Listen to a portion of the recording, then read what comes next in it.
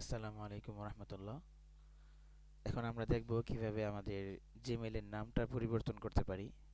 আমরা প্রত্যেকেই আমাদের জিমেইলের নাম পরিবর্তন করে আমাদের যে একটা সুন্দর অফিসিয়াল নাম আছে সেই নামটা দিয়ে দিব এবং নিকনেমের স্থানে আমরা আমাদের আইডি নাম্বারটা দিয়ে দিব। তো এখন আমরা দেখি কিভাবে পরিবর্তন করতে হয়। শুরুতেই আমরা চলে যাব একটি ব্রাউজারে। আমি গুগল ব্রাউজারে যাচ্ছি। গুগল ব্রাউজারে গেলাম। যাওয়ার পর আমার এই যে এমন একটা উইন্ডো আসবে। আসার পরে একদম ডান পাশে কর্নারে উপরের দিকে, ডান পাশে উপরের দিকে আমার যে জিমেইলের প্রোফাইল পিকচারটা সেটা শো করতেছে। এখানে যাদের প্রোফাইল পিকচার দেওয়া নাই তারা আমরা এখান থেকে শুধু আমাদের যে নামের প্রথম অক্ষর সেটা শো করবে। তো এটার উপরে আমরা ক্লিক করলে এমন একটা উইন্ডো ওপেন হবে। সেখান থেকে আমরা ম্যানেজ ইউর গুগল অ্যাকাউন্ট এটার ভিতরে যাব। এটাতে এটা ক্লিক করলে আমাদেরকে এমন একটা পেজে নিয়ে আসবে। এখানে দেখেন বাম পাশে home, personal info, security, Google password ইত্যাদি ইত্যাদি অনেক কিছু আছে। আমাদের যে ২ নম্বর অপশন পার্সোনাল ইনফো, এখানে আসতে হবে। পার্সোনাল ইনফোতে আসলাম। আসার পরে ২ নম্বর অপশনে হচ্ছে নেম। আমরা নেমের ভিতরে আসব। এই যে প্রথমে আছে প্রোফাইল পিকচার, তারপরে আছে নেম। নেমে আমরা ক্লিক করলে আমাদেরকে ভিতরে নিয়ে আসবে।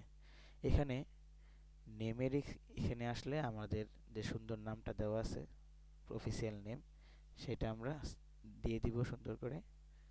দিয়ে দিচ্ছি।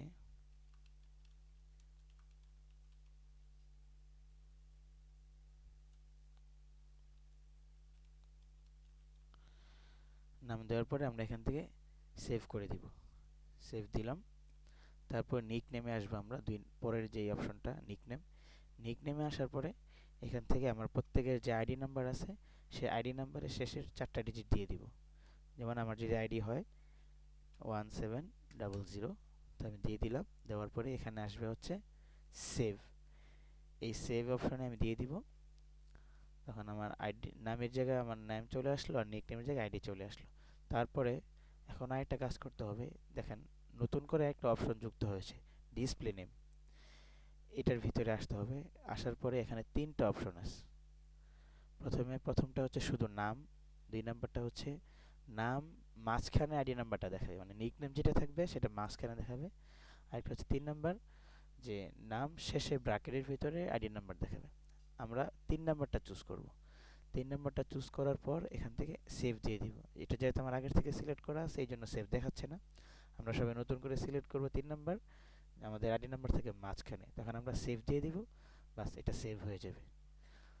তাহলে আমাদের অ্যাসাইনমেন্টগুলোতে আমাদের যখন সাবমিট করব তখন সেখানে আমার নাম এবং আইডি একসাথে দেখাবে। তখন আমরা অ্যাসাইনমেন্ট সাবমিট করার পরে আমাদের অ্যাসাইনমেন্টগুলো দেখতে সহজ হবে।